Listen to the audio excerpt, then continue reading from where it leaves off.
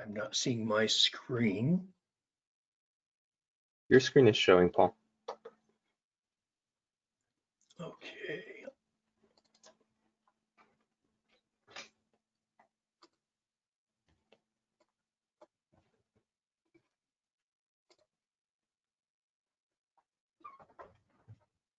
Good morning, everybody. This is Paul Lum with the American Farmland Trust, California region. I'm the California project manager, and I thank you for your attendance today. I'll start with introductions. With us today is our guest speaker, Mindy Selman, who is a senior analyst with USDA's Office of Energy and Environmental Policy.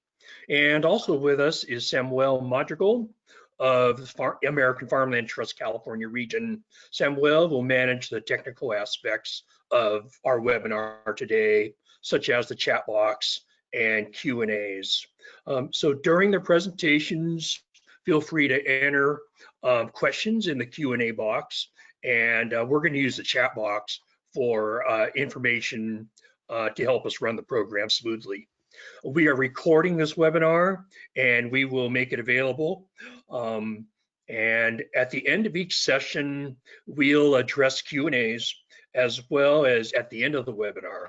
And we're going to take a 10-minute break, roughly around 9:50. So our webinar series is titled Quantifying the Economic and Environmental Impacts of Soil Health Practices.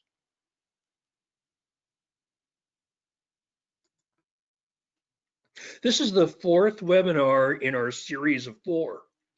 We're hosting these webinars to help you and the growers you work with learn about some of the farming practices that growers have adopted to improve soil health. We're also describing some quantitative tools that you could take home and use to evaluate whether changes in farming practices can be beneficial to farm income and to the environment. So today's talk will cover a couple tools that you can use to assess environmental impacts from farming operations and from making changes in farming practices. So I'll start off today with a description about AFT's grower profiles in wine grapes.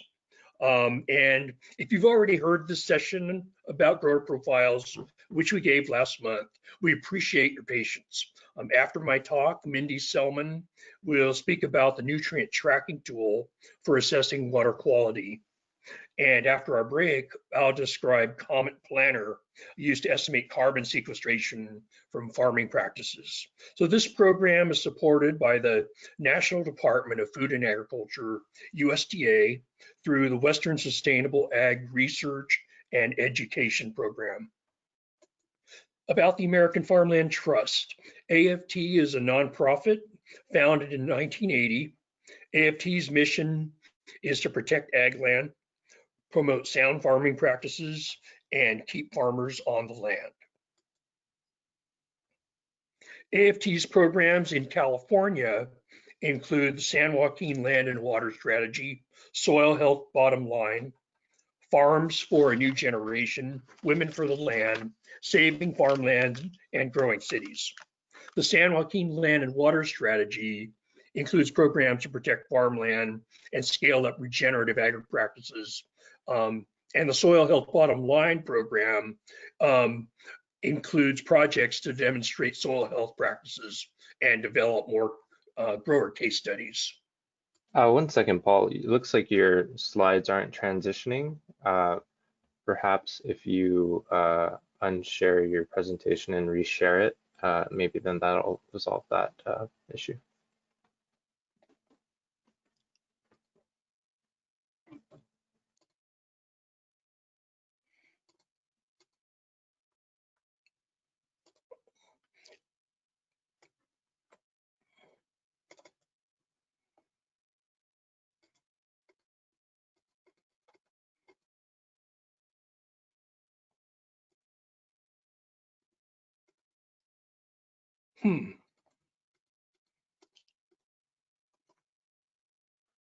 Okay, move this window.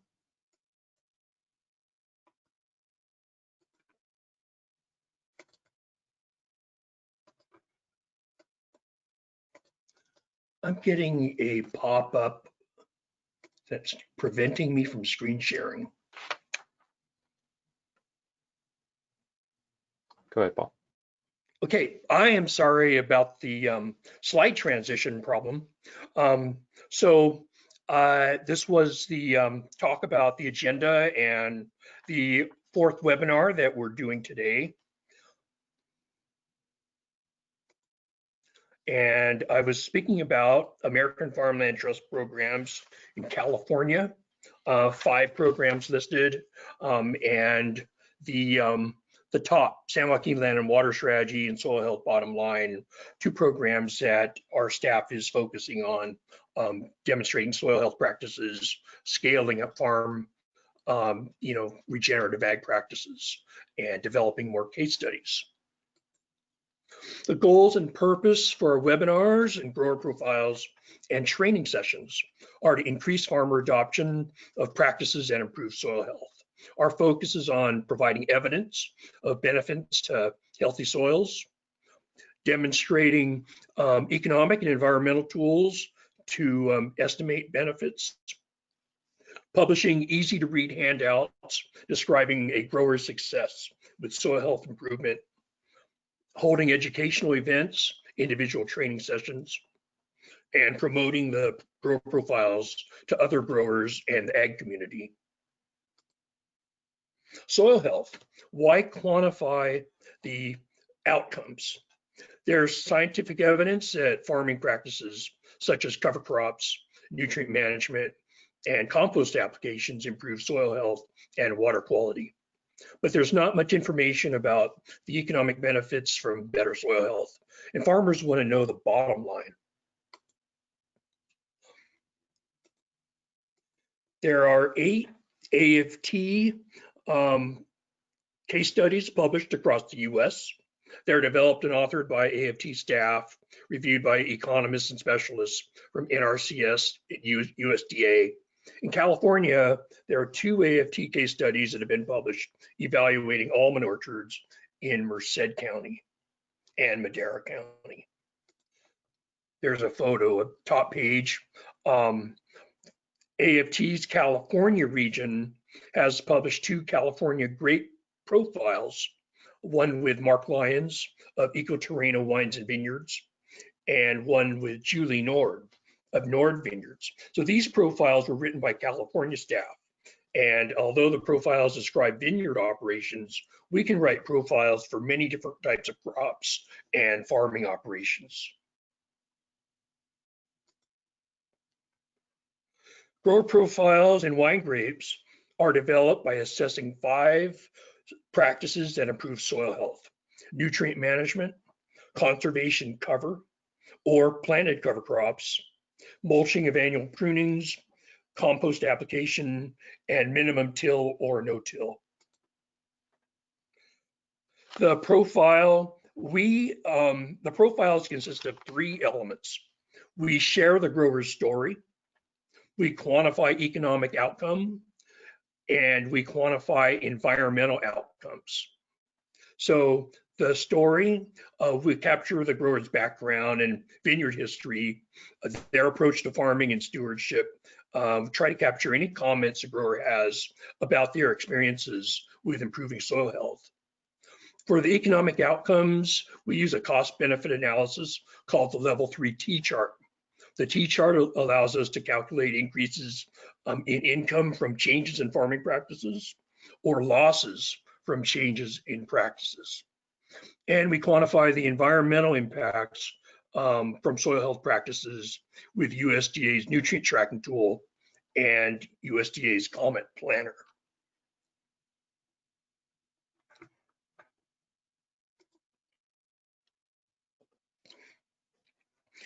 Our first profile was with Mark Lyons of Ecoterreno Wines and Vineyards.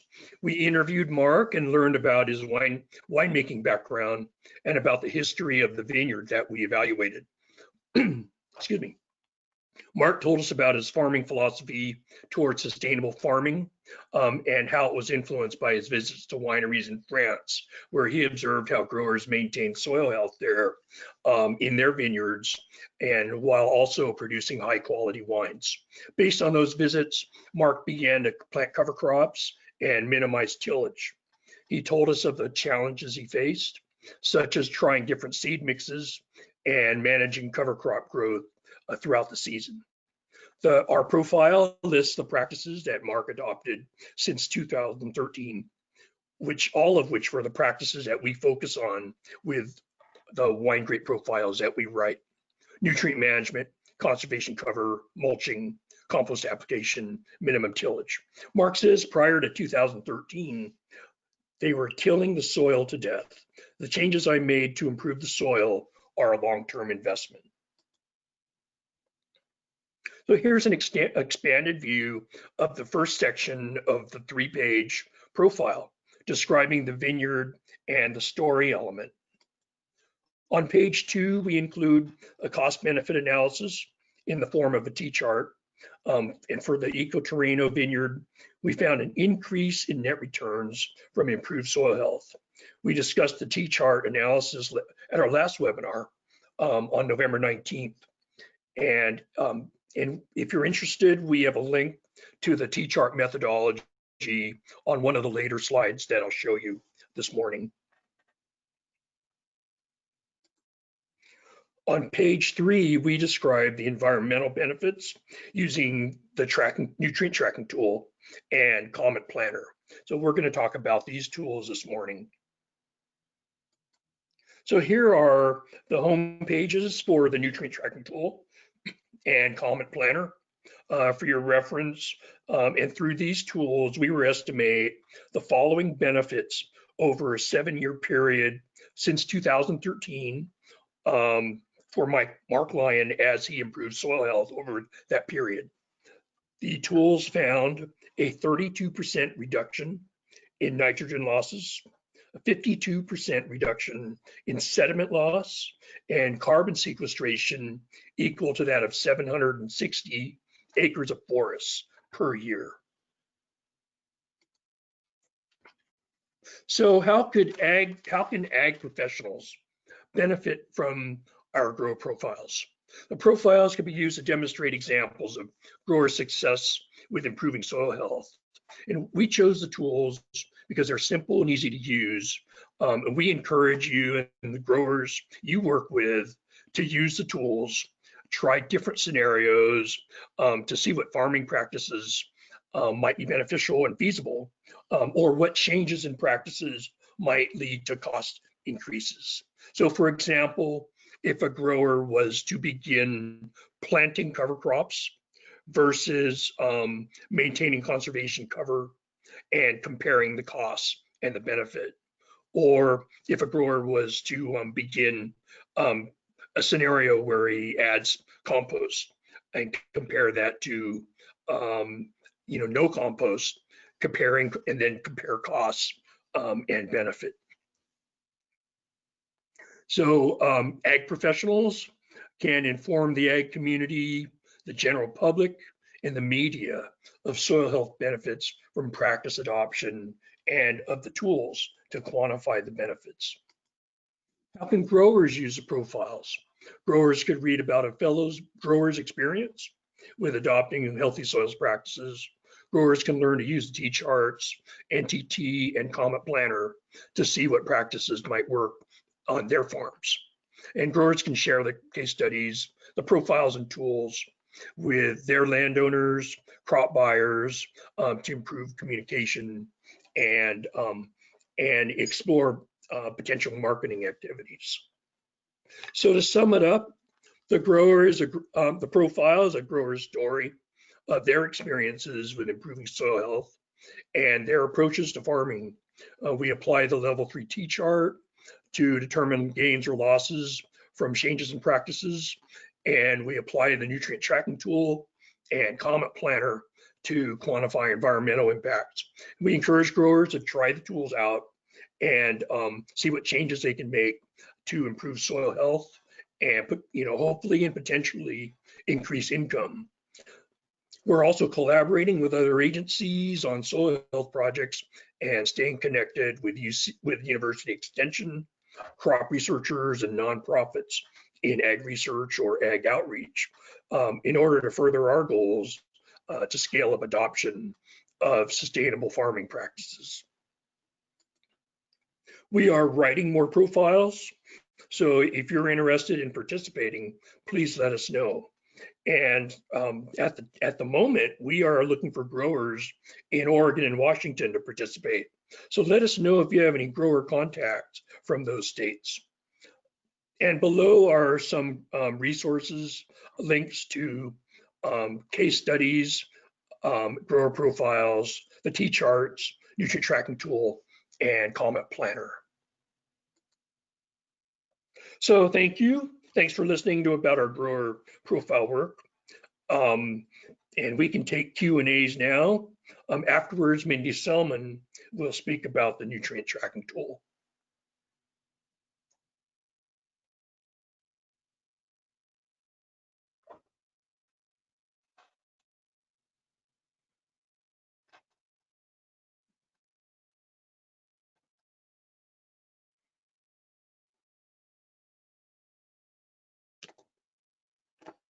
I am hearing none on Q&As. If you have any that comes up later, we can address toward the end of the webinar. Thank you, and we can hand it over to Mindy. Hi, thanks. I guess, here we go. I'm gonna share my screen.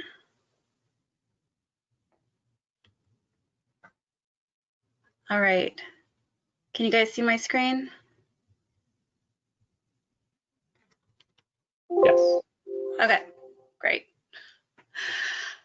All right, so I'm Mindy Selman. I work with USDA, the Office of Environmental Markets, which got folded into the Office of Energy and Environmental Policy. So, but my focus is still on environmental markets within that group. And a lot of the work I've done has been on this tool, the nutrient tracking tool, which is a, which I'm going to be describing to you today. Oops, did I just mess that up? Can you guys still see my screen? You left presentation mode. You're back now. I'm back. Okay, sorry. All right. Okay. So about what is NTT? It's an online field scale tool for estimating nitrogen, phosphorus, and sediment losses from crop and pasture. In a little bit of history, it was originally developed as a way to facilitate water quality trading.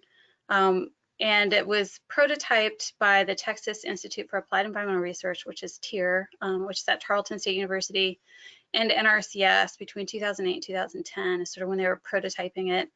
I don't know if others on the call have heard about NTT. It's been around for a while, but the version of NTT that you're seeing now is sort of the third generation, and our office has worked with TIER to develop the current version, which is national in scope. The previous versions had been sort of just for pilot states. So this is a national scale tool. So as I mentioned, our office supported the development of NTT as the science tool behind water quality trading, which is why the Office of Environmental Markets has been involved in this tool. But that said, it has a lot of other applications, and probably some of the primary applications of this tool have been outside of water quality trading. It's been used for corporate sustainability or supply chain sustainability type projects, education and outreach, planning, and research and analysis. So it has a broad array of uses outside of water quality trading proper. So to get a little bit technical, NTT uses the APEX model, the Agriculture Policy Environmental Extender model, which is a process-based model that uses, like it's a crop growth model. The data that are used to provision APEX. Okay, sorry. I got like a little ghost in the machine there. Oh, it keeps going back out of presentation mode. Are you guys in present? Can you guys see my screen? Yeah, we can see it, Mindy. Sometimes there's a delay in the click, Okay. and also you could try using the arrow keys on your keyboard. Okay. Sorry, for me, it keeps popping out of presentation mode, so it's hard for me to see what slide we're on. But so when you, and I'm going to show you the tool, some screenshots of the tool, but basically as part of the tool, you're going to outline the field where you're at. And from that polygon that you put on the map, we're pulling in the soils data from Surgo, the climate data from Prism, and the slope data from the digital elevation model layer, a 30-meter resolution layer that's behind that map. So those data are all going in to provision the model and make it very site specific. And in addition to that, you'll be providing, as the user, you're providing the management information. So this, I borrowed this slide from Paul, who had it on one of his, just to show you a little bit about how Apex works. It has both a field scale component, and we have the ability to run it as a farm simulation or a small watershed simulation. So at the field scale, we're looking at the inputs, precipitation inputs, your nutrient inputs. We're looking at plant growth and then evapotranspiration and transpiration. And then we're looking at the surface flow and flow below the root zone. So that's the way the model works. But if you're running it as a farm simulation or a watershed simulation, basically the water gets routed from one field to the next, and what an NTT will show you what happens at the outlet of that farm or watershed. So that's just so you know, primarily this is run by most people at the farm scale, at the field scale rather, but it can be run routing between the fields. Let's see. Okay, sorry. Am I out of presentation mode? Can you still see the presentation? Sorry, I heard a beep. I thought maybe somebody was pinging me. You're good. Okay. Okay, so just these are the types of structural practices that NTT can handle. We can look at automated irrigation and fertigation, tile drainage, including drainage water management and bioreactor best management practices, wetlands at the edge of the field, ponds and water and sediment control basins, grass and forest buffers, grassed waterways, terraces, land leveling, contour buffers, and fencing. So those are structural in nature, and we also can model a wide variety of more cultural practices, which would just be sort of apparent in the way you describe the management of the fields. That would be your tillage, low till, no till, high till, how you apply and manage the manure that goes on your land, on the field, nutrient management, including rate, timing, placement, and source, cover crops, conservation cover, crop rotation can be a best management practice, all sorts of land conversion, converting your pasture to forest or crop to pasture or forest to crop, etc. And rotational grazing or prescribed grazing. So it's a wide variety of practices that we can look at with NTT. A little bit about how we tailor Apex, the Apex model that is underlying NTT to regional conditions. We have spent a lot of time, because this is a national tool, parameterizing the tool so that it is suitable for use nationally. So there's sort of two phases of parameterization that we're doing for the model, which is first is sort of a state level parameterization using publicly available data. So things like yield, literature data that we have for certain best management practices, etc. And the second level parameterization is using local field scale data where it's available. So if we have field scale studies for a certain area, we can take the model and basically parameterize it based off of those studies. Normally, we would need at least 3 studies within a given area. The studies would have to be multi-year studies, like around 3 years. They obviously have to be measuring variables that NTT tracks, so like nitrogen losses, sediment losses, phosphorus losses.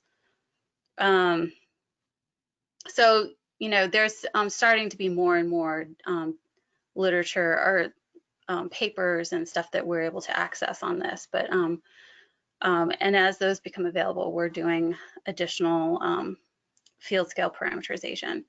So phase 1 is complete for the continental US. So the entire NTT has been parameterized for the entire US using the that sort of state level parameterization. And site level parameterization is ongoing. We have a lot of areas that we've already done where we've obtained studies, and we update regions with those phase 2 parameters as they become available. And just to show you an example of some parameterization we've done for Minnesota, we had they have some study sites there. Discovery Farms is a group that's doing a bunch of study sites and publishing the data. It's multi-years studies. They're measuring nitrogen losses in addition to some other parameters. So we used, they had a couple of farms there. I think they had 3 farms there, but I'm showing you 2. They had Blue Earth County and Stearns County farms that we used. We ran NTT using the measured weather information from those sites because those sites were collecting weather information. So instead of the PRISM data set, we actually used the actual weather data for that site. And we used the management information that was recorded for those sites. So how much fertilizer they were applying, all that management information had been documented, and we were able to use that to provision the tool. And then we ran the tools comparing the 5-year averages. And those parameters are currently used in Minnesota. So this is just what the half century farm in Blue Earth County looked like. It was a corn soybean rotation. It used swine manure. We used the measured weather, as I mentioned, management data from the study site. We used the soil data from Surgo, and then we calculated the slope with the digital elevation model data. And this is the results of that when we ran NTT versus the measured runoff. So predicted versus measured. Measured is blue, and NTT values are in orange. So this is just the runoff volumes of water. So you can see this is the 5-year averages, and this is predicted and measured yield, measured versus simulated by NTT, and this is the predicted and measured nitrogen loss, surface and tile. And this is predicted and measured phosphorus loss, surface and tile. So this is just to show you that both in terms of trend and in terms of magnitude, NTT is very close to the measured values, especially in the sites where we're able to do the field scale parameterization. So now I'm going to start walking you guys through an example of NTT so you can see what the tool looks like. Anybody can go to the site and create an account. It's free and it's quick. And when you have an account, it means you can save all of the projects that you develop with NTT and go back to them and open them and revise them as needed. So here's the site. Here's the website, ntt.tier.tarleton.edu is where you would go. You can create a login by clicking new user, or if you have a ID or account already, just click sign in. You'll come to a dashboard that's going to have a list of all your projects that you've already created, and it'll allow you to either open an existing project or go or create a new project. When you create a new project, the first thing you're going to be asked to do is to define the location of the fields, and you can upload like a GIS file. You can put in a lat long if you have that information. You can select a state and county, or you can just use the zoom tools to zoom in to where you want to go. You would then use this drawing tool, which is here, this little polygon tool, to click the edges of your field and define it. Once you've closed the polygon, it'll ask you to name the field. So I've just named mine field 1 and field 2, and you can outline multiple fields on this. Once you're finished, you would click a submit button down here. And again, that's going to pull in the weather data, the soils data, and the slope data for that field. Once you're finished outlining the fields and it's pulled in all that information, you just come to a list of fields that you've created. So I have 2 fields. If you had 3 or 4 or 5, they'd all be listed here. And you click on the field, and that allows you to start editing details about that field. The first, after clicking on the field, the first thing you're going to come to is the Soils tab. It's going to ask you if you, it's going to have the field name and the field area, so you can actually adjust these. You can rename the field here, or you can say, it says it's 18.0.65, but it's really 19 acres, so you can adjust that if you need. Soil p-test information, if you have it, you can put in the soil p-test type that you have, so Malik 3 test or whatever kind of test you took and what the value is, or you can say none, and we'll have there'd be a default phosphorus value. These are the soils that it pulled from the Surgo database. Now, what NTT does, and this is to streamline the running and processing of the model, is we choose only the top 3 soils in that polygon by coverage. So the 3 most prevalent soils in that polygon are what get returned here. You can see that this field only had 2 soils, but sometimes you'll get a field that has like 15 soils. But NTT will only consider the first 3 soils of the top 3 soils by area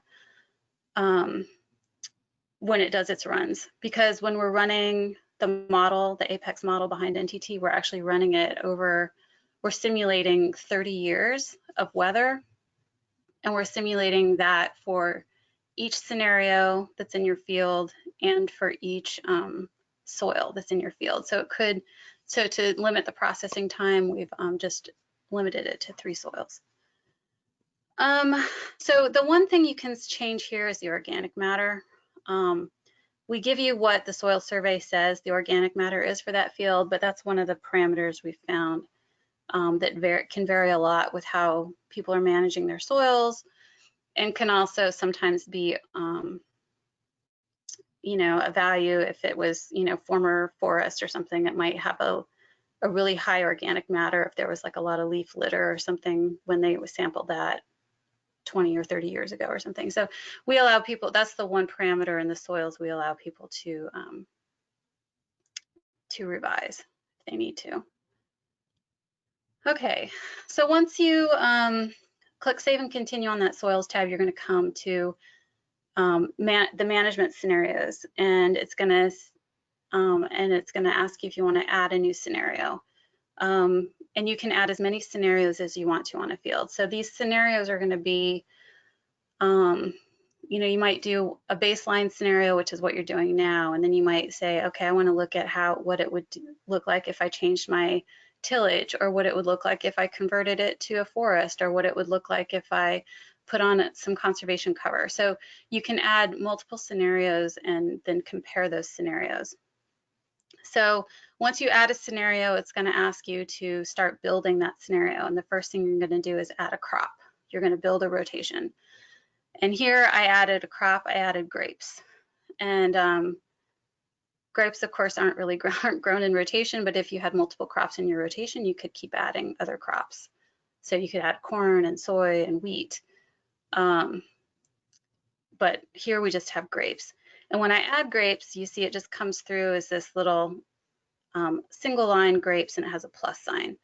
Well, when I click on that plus sign, it expands, and it's going to show me all of the operations that are occurring when I grow grapes. And what we've done to shorten the time and create shortcuts for people is we've created default management scenarios for each crop that's in the crop list. When you're adding a crop, we have a crop list of about 30 crops that you can choose from. And each one of them has the default management scenario that should be tailored to your region in terms of plant dates and harvest dates and stuff like that. But each one of these can then be modified by the user to make it closer to what they're actually doing on the field. So if my default plant date was March 15th, but I'm like, well, really, I plant this on April 1st, there's a little, this little pencil. Here is the edit button, and you can click edit, and you can edit any of these. You can also delete any operation out of here. So what you're going to get is the planting, fertilizer, tillage, and harvest dates, and you can add if you add a second fertilizer, you can add additional fertilizer operation, or you can change the operation that's currently there. When you click that little pencil, you come to this edit operation. So for fertilizer, here is my example. I can change when I apply the fertilizer. Maybe I don't apply it April 15th. The category, maybe I don't apply commercial fertilizer. Maybe I'm applying manure. I can change that to manure. If I change that to manure, it's going to change this next drop down, which is the type. So if I'm applying manure, this is going to ask me the type of manure I'm applying. Commercial fertilizer, this list is going to be a whole list of different types of commercial fertilizer, or you can just use, you can just specify elemental N if you want as well, if you just want to sort of have a shortcut to just say how much nitrogen you're applying. This is your application rate and the depth. If you're incorporating that fertilizer, that you would indicate that with the depth of how deep you're incorporating it. If you have a specialized blend or something like that, and one of the drop downs doesn't quite match what you have, you can always change the ratios of the I don't have it selected here in this thing, but you can basically change the composition of that fertilizer if you want to as well. So there's a lot of things you can specify there. Once you're done building your management, you'd click Save and Continue, and then you can specify if you have any conservation practices, and these are more the structural practices. And here, here's where you would say if you have a tile drain, wetlands, water and sediment control basins, grass and forest buffers. Not a lot of these apply to grapes, but definitely irrigation is one. And this is an automated way to do irrigation. I should mention you can manually input irrigation operations in the previous screen that I showed you. In the operations screen, there's a manual, you can add manual irrigation operations. But if you want to do a shortcut, you can use this auto irrigation, which is going to be a feature. You can tell us what kind of irrigation you're using, the efficiency of that irrigation system. So there's typical values for drip. It's typically 85 to 95%, and usually that shows, it's not showing up in this screen, but it'll give you some typical efficiency values. And then if you have restrictions on when you can irrigate, you can put those in here. So you can only irrigate a maximum of every 15 days. So only every 15 days can I irrigate. And then maximum single application, I can only irrigate up to 3 inches in a single irrigation event. And then this middle one, this percent allowable plant water stress level would be if you're like, well, I can irrigate every 15 days and I can irrigate up to 3 inches, but I don't want to irrigate if my plants don't need it. So if the plant isn't at least 20% stressed, then I don't want to irrigate. You could also set this to 0% stress, which means like I'm irrigating no matter what. So that's a feature, that's the irrigation feature. Some of the other conservation practices have other questions. Like if you clicked on tile drain, it would ask you if you had a bioreactor, etc. So there's other details you'd have to add for some of those. But so once you finish with the conservation practice, then you've completed that scenario. So here's my baseline scenario.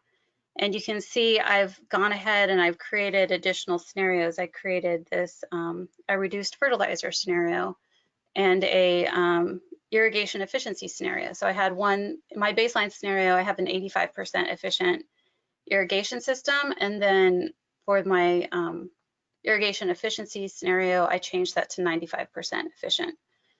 And then my last scenario, I have conservation cover, nutrient management, which means the reduced fertilizer, and irrigation efficiency. So I kind of piled all three of those on top of each other to see what my results would be.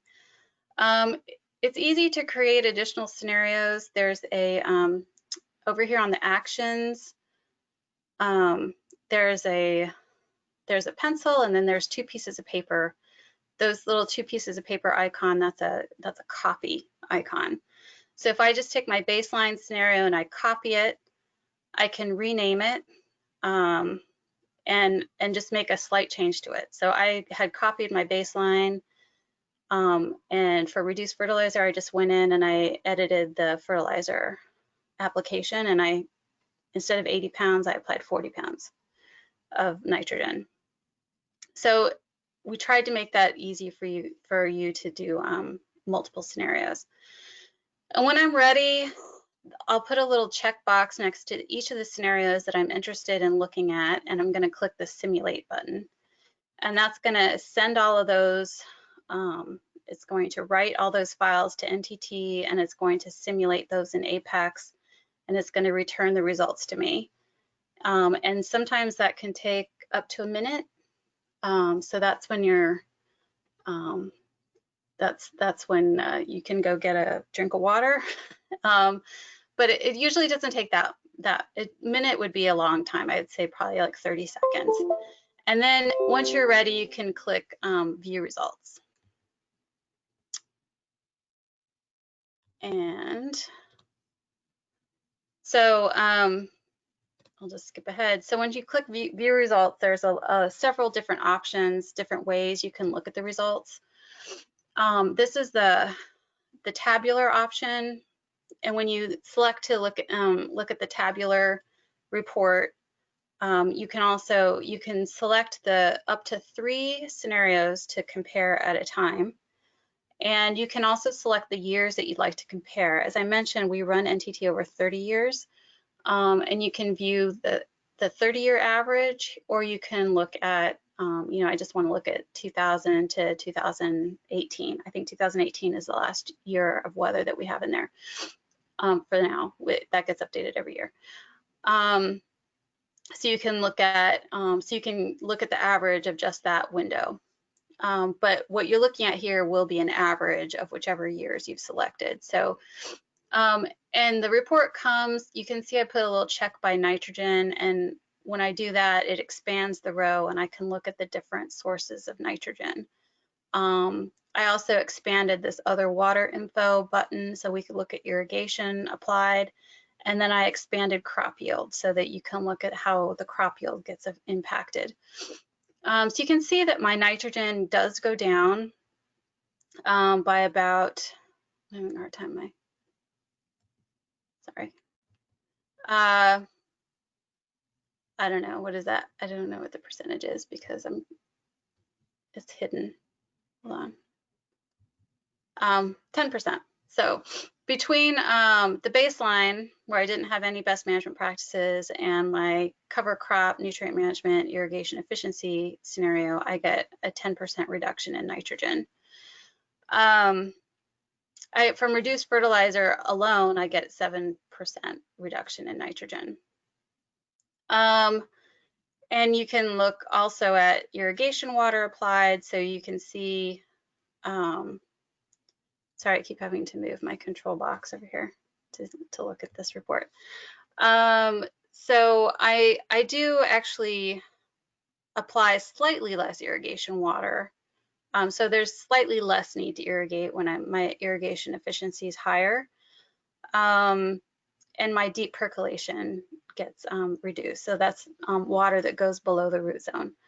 But what is most interesting here is that I actually get a nice bump in yield when I have irrigation efficiency. When I've increased my irrigation efficiency, and it's interesting to look from baseline to reduced fertilizer that I do get a little decrease in yield, but not that much from reducing half of my fertilizer. So whether or not it's cost effective to reduce that fertilizer based on the yield impacts, like that's a analysis you can do. Did I save more in fertilizer than I lost in yield than in returns? That would be a question you can ask. I will also mention that one of the improvements that we're rolling out for NTT that should be released in the next, we're in testing right now, so it's almost ready to go, but I would say maybe in February timeframe, we're actually linking this tool to the farm economic model. So it's an economic model, so it's going to run the economics of each scenario. So you'll be able to have a cost comparison about what your costs versus revenues would be. Your revenues obviously linked to the yields. So you can look at, this reduced fertilizer scenario obviously reduced the costs, but it also reduced the revenue a little bit. But what's the trade-off? Was it, am I still more profitable with, even though I have a slightly smaller yield with the reduced fertilizer? So that's coming soon. I think that'll be a nice addition to this tool. So that's just the regular tabular report. We also have, you can also look at, we have a dry years and wet years, and this was actually a request that AFT from Michelle Perez kind of wanted to look, be able to look at how do droughts, how do wet years and droughts impact yields and losses. So here I've done a dry year scenario. So what this does is it looks over the 30 years of weather that we've simulated, and it's going to take the top quartile of dry years from all of those 30 years. So it's going to look at the driest quartile, and it's going to look at what those results are. So you can see I didn't expand any of these, but I'm sure crop yield would be way low, but your losses are going to be a lot lower too. And your irrigation is probably going to be higher. So actually, because you're irrigating, your crop yield actually might not be affected. But so you can see we have wet years and dry years. And then other ways you can look at your results, we can have annual charts. So you can look at annual, instead of the average annual, you can look at year by year losses. So again, you can choose the years that you want to look at. I'm looking at 2010 to 2018. I'm comparing the baseline, the reduced fertilizer, and the all three scenario. And I'm looking at nitrogen losses, and I'm looking at subsurface N. So this is how, so you can choose like what parameter you want to look at. So subsurface N, I'm seeing that, in 2013, it was almost nothing. It was probably the big drought year. But in 2014, I had a lot of subsurface N loss. And between the three scenarios, you can see it consistently, the cover crop, nutrient management, and irrigation efficiency scenario lost less than the other scenarios. You can also look at average monthly values. So this is going to look at again, I'm looking at 2010 to 2018. So the average monthly value, in January on average between those years, this is what I lost from surface erosion. This is a surface erosion parameter. So you can see, obviously, in the dry months, I'm not losing anything. It's only in the wetter months. So those are the monthly charts. So there's a lot of ways that we allow you to look at the reports. There's also a PDF feature that you can download, which is very handy. It'll actually, when you download that PDF, it's going to show you all of the inputs that you gave us. So what did the scenarios look like? And then it's going to show you the tabular report. Now this just briefly, I just wanted to show you there is a watershed feature. So this field routing tab here allows you to start to do a field routing scenario. And what you would do is you're going to build a watershed, or it could be a farm, whatever you want to call it. You're going to build what you're going to create a watershed, and you're going to add fields to that watershed in order of how the water is routed through them. So if I have a farm that's only 2 fields, and I know that the water goes from field 1 to field 2, that's going to be my thing. And I'm going to, but I have to also save the scenario that I want to look at. So field 1, I could choose field 1 baseline scenario and field 2 baseline scenario, and that's going to be one watershed, and then another or farm, and another farm is going to be field 1 nutrient management scenario and field 2 nutrient management scenario. So what happens if I do nutrients? So you have to choose both the field and the scenario that are going to be modeled in that watershed. And then NTT again allows you to view the results for the watershed losses the same way. So that's the way you could look at multiple field losses and compare, you know, a modeled farm 1 to a modeled farm 2 that might have different, where the management on those fields would be different. And I think that's my last slide. Yep, that's my last slide. So I'm not sure how to stop my share. Here we go. Go ahead and stop my share.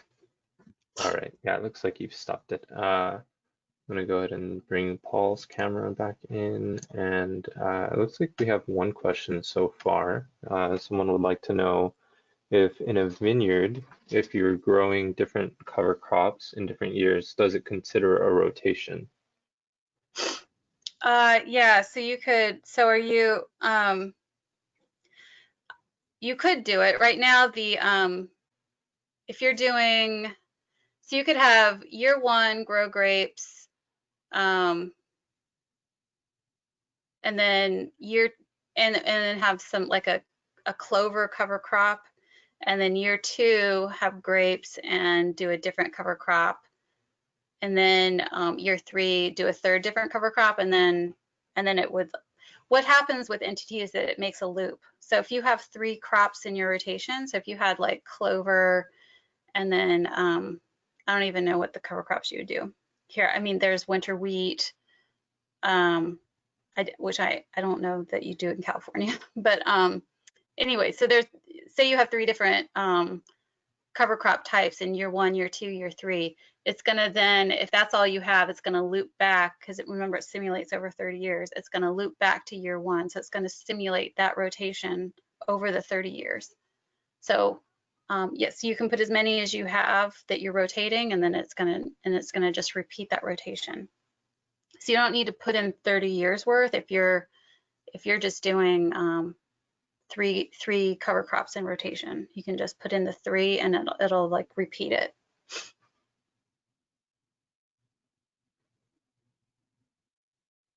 Any other questions?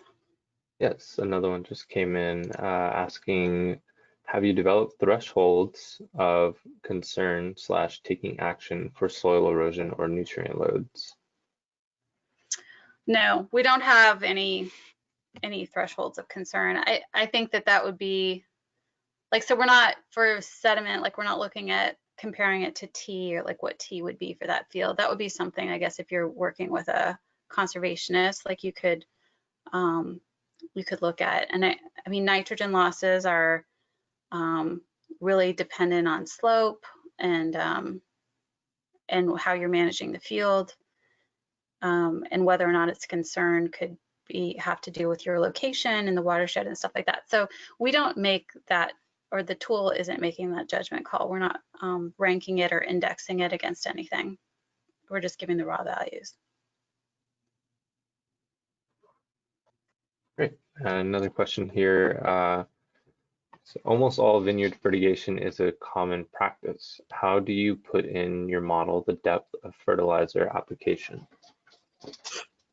So that would, the depth of during fertigation, or, well, we have a fertigation option. I thought he said fertigation. So if you're fertigating in that, where I had that that irrigation thing, there's an option for fertigation, and you would put your nutrients there. If you're doing an incorporation event, there's a place when you're talking about your fertilizer application to put depth, and that's where you would put the depth. So if you're injecting it or knifing it in, or however you're incorporating it, you would just put the depth there to, 2 inches, 3 inches.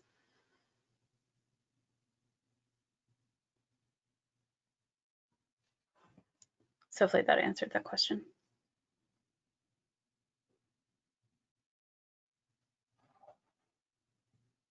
Any others?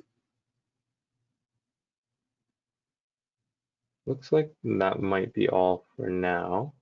But if there are any questions that come up afterward, we can follow up with them. Okay. I do want to mention before Paul's presentation on Comet about another thing. I mentioned that for NTT, we're going to be including the farm economic model, which we're really excited about, which should hopefully give you some cost benefit and ways to look at the cost and benefits of some of those activities. But the other thing we're doing is we're working with the Comet team, which is also a tool that's developed in partnership with USDA, to integrate NTT into that tool. So now, and we're in the process of testing that now, and that'll be also released hopefully in the spring. There's an option if you're doing crop, that for right now it's the only, Comet does several different, you can do forestry, or you can do barn, like animal production areas.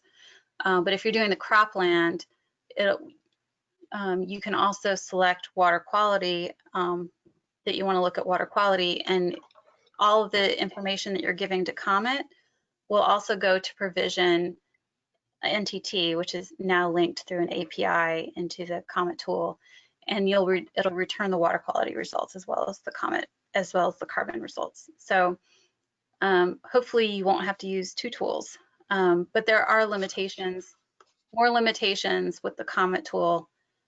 Like not all of the best management practices are available. Like there's a whole bunch of things that the Comet tool just wasn't flexible enough to use, that we can do in NTT. But I think for a lot of the stuff that, at least in vineyards, is probably pretty, I think most of the BMPs and stuff that you would use for vineyards would be already incorporated into Comet, so that tool would be available for you guys to use. So you could get both the NTT results and the Comet results just through one tool. Great. Thank you, Mindy, for your presentation. Thanks. You're welcome. And we're going to take a 10-minute break. We'll return at just slightly after 10:10. So yeah, I'll talk about Comet Planner when we get back. Thank you. See you soon. Okay.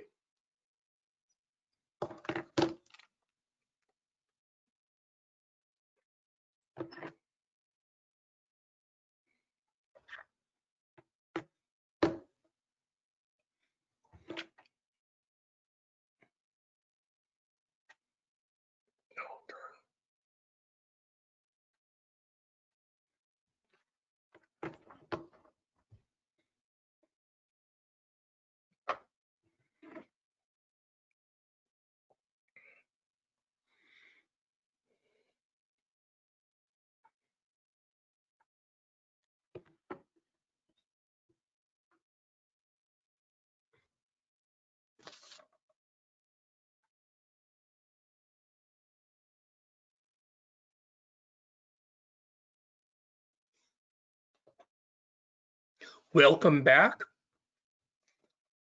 For our final topic, I'm going to introduce the USDA's Comet Planner, which you can use to estimate greenhouse gas reduction from specific soil health practices. It's useful for comparing carbon changes between the grower's current management practices and future scenarios or future practices that might be adopted to improve soil health, for instance, or to compare past management practices. So, and for California growers, Comet Planner is a method used for CDFA's Healthy Soils Program, or HSP, to determine program payments based on greenhouse gas reduction from healthy soils practices. Comet Planner is developed by USDA, NRCS, and CDFA. That's California's Comet Planner. And growers who apply for HSP payments use the program as part of their application process and to review conservation practice budgets. However, for today's discussion, I'm going to describe the tool and the types of inputs and data entry needed to produce the findings from Comet Planner. So we encourage you to run the program. It's straightforward, easy to operate. Experiment with different scenarios to see what findings and practices would be practical for your farming operation or your grower's farm. So this is the home page. You can Google Comet Planner CDFA and be certain to select the California's Healthy Soils option, which focuses on California crops and typical practices in California. So this page also includes an instructional video to help users navigate the program. And Comet Planner is not to be confused with USDA's Comet Farm. While Comet Planner focuses on carbon sequestration at the whole farm level and at the county-wide level, Comet Farm focuses on carbon sequestration at the fields level. So it's more detailed and comprehensive. And we're going to provide instruction on Comet Farm at our webinars in January.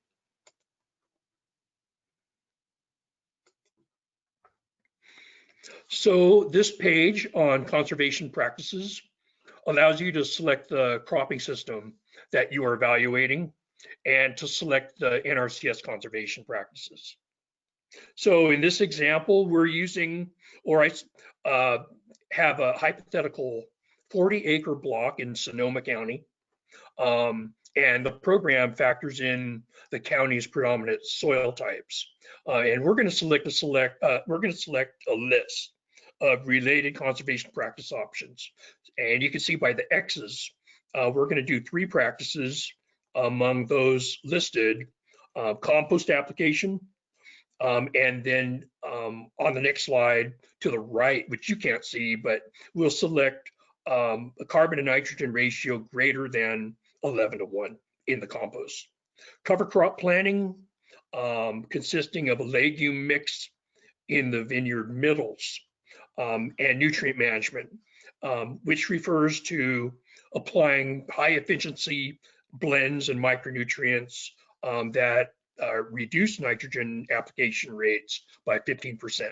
So for NRCS's definition of nutrient management, we're going to select that.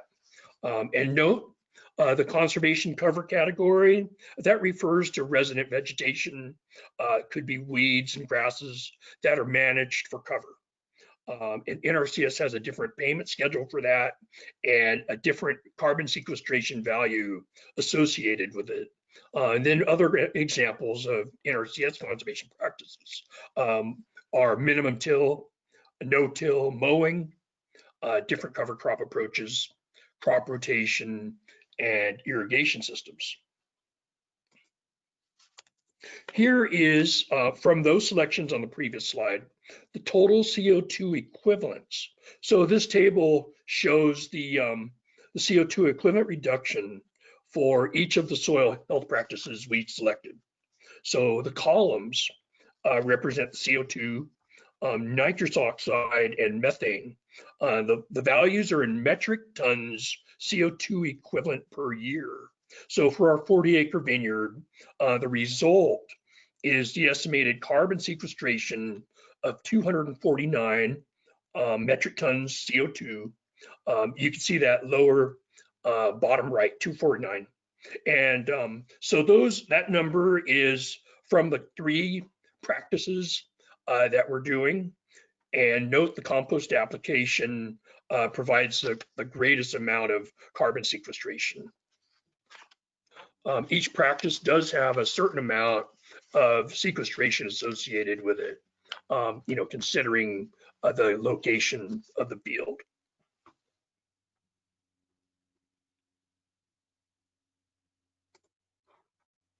Emissions reduction, this table shows the coefficients and the components, individual components of carbon, nitrous oxide, and methane.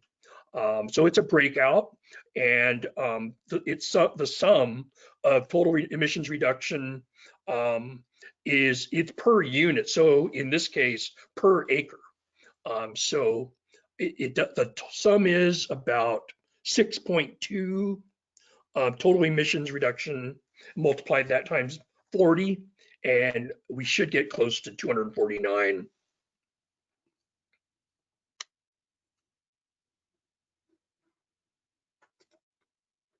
And the final report, comment planner report.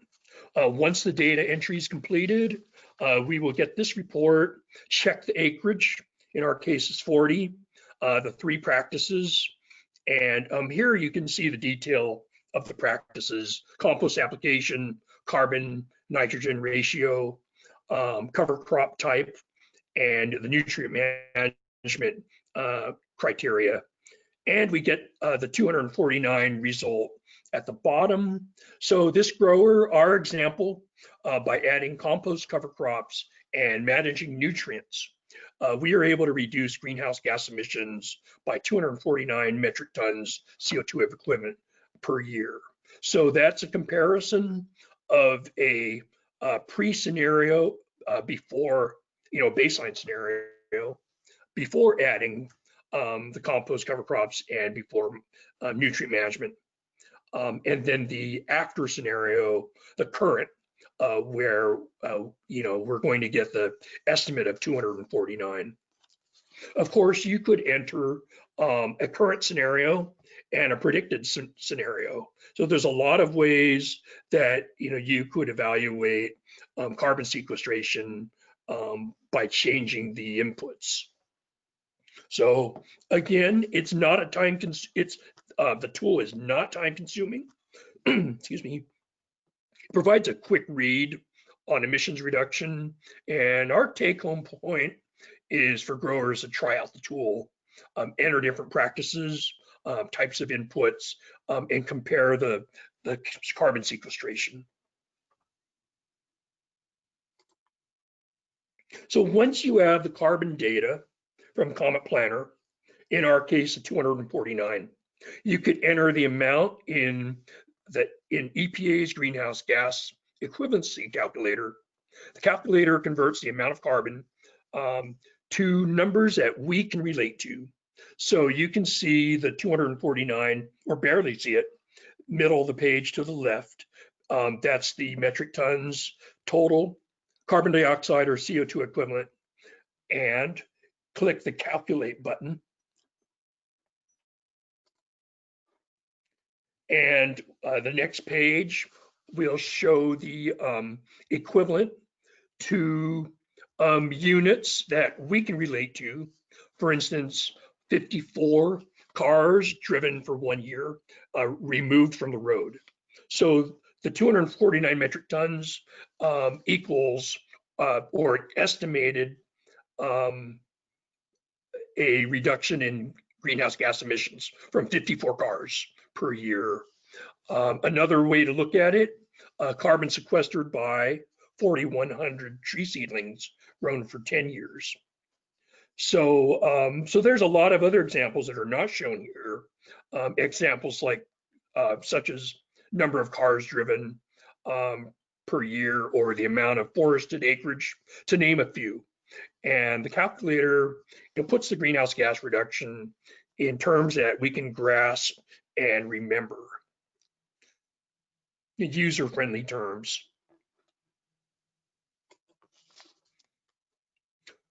So here's a slide showing resources for Comet Planner and also the nutrient tracking tool.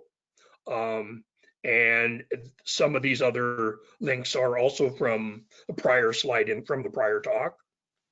And what's next? A reminder, we're actually co-hosting a series of webinars in January. We're going to focus on AFT's grower profiles or grower case studies in almonds. And we're going to provide a little bit more comprehensive instruction on economic tools and the environmental tools. And although the focus will be on almonds, we're going to provide Comet Farm instruction, which might interest you, which, as we mentioned earlier, it's more comprehensive and field specific.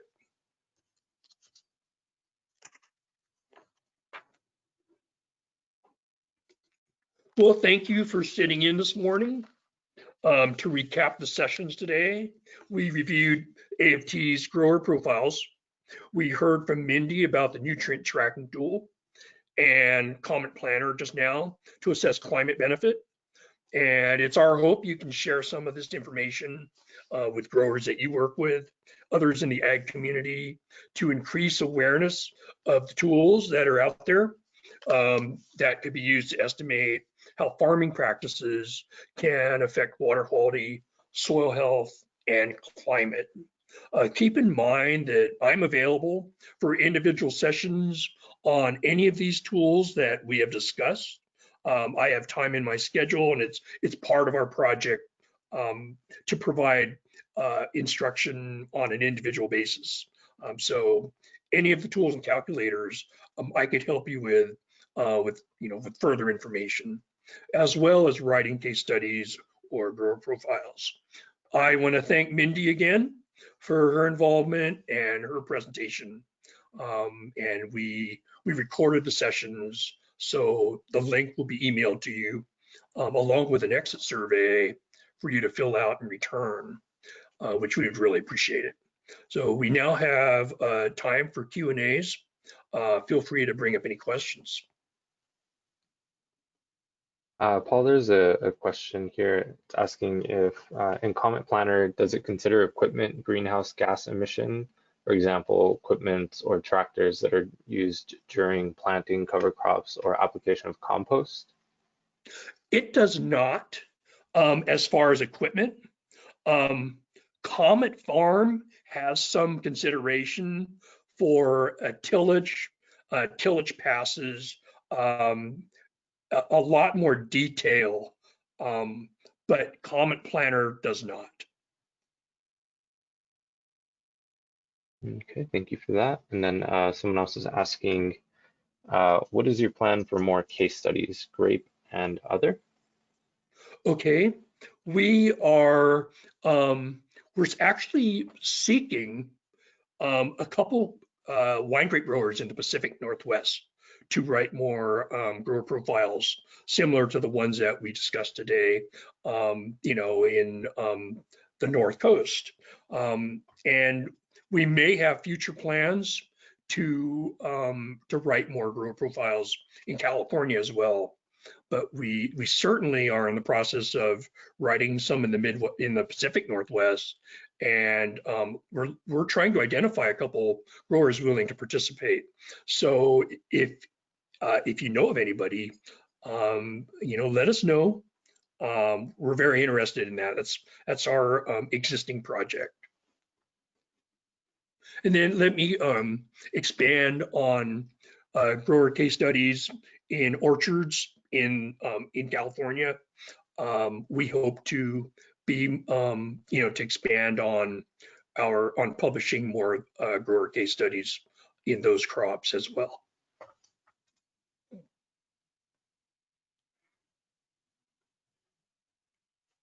A follow-up question to the greenhouse gas question. If it does not consider equipment or tractor it through practice standards, then the real picture of carbon sequestration is not real. Or perhaps this is a comment. Do you have a response to that, Paul?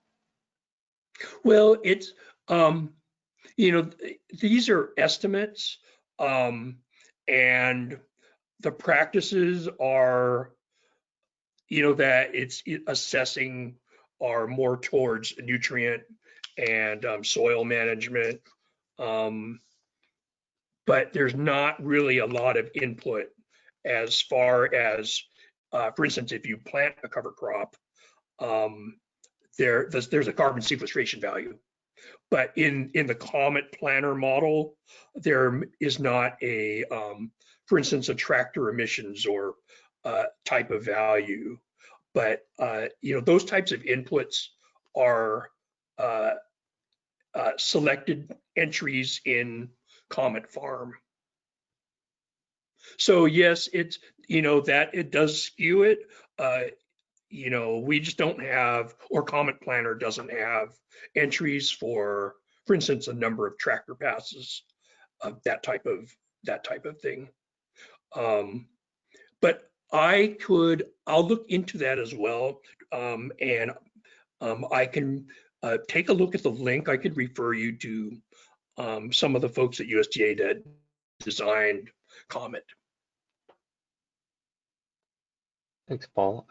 There's another question here asking if there's an estimate or study of how accurate the nutrient tracking tool is.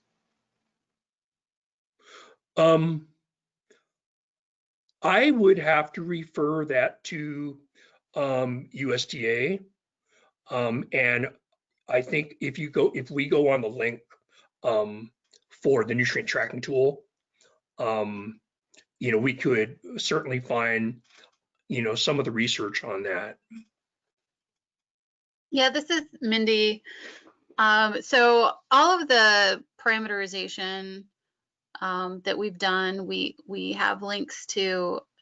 There's a link on the bottom of the pages, like for of the login page. There's sort of a link to documentation, and it'll show you all the documentation for all the parameterization we've done, and some of the more detailed field scale parameterization that we're doing. It's currently being written up in journals. So those articles will be forthcoming for a lot of that work that's been done. So that's really, and then I know there's several journal articles just in general on NTT, some peer-reviewed articles on it to talk about that. I mean, again, models are only as accurate as they're, you know, as they are parameterized and ground truth. So I would refer you, if you're interested in the accuracy of the model, to look at the parameterization data that we have, and some of the forthcoming journal articles that'll talk about the field scale parameterization that we're doing. Thanks, Mindy.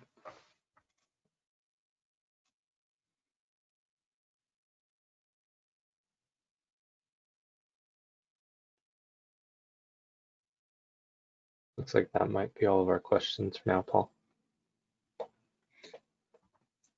Great. Well, you know, let us know. Send, you know, take a look at the links if you have further questions down the line.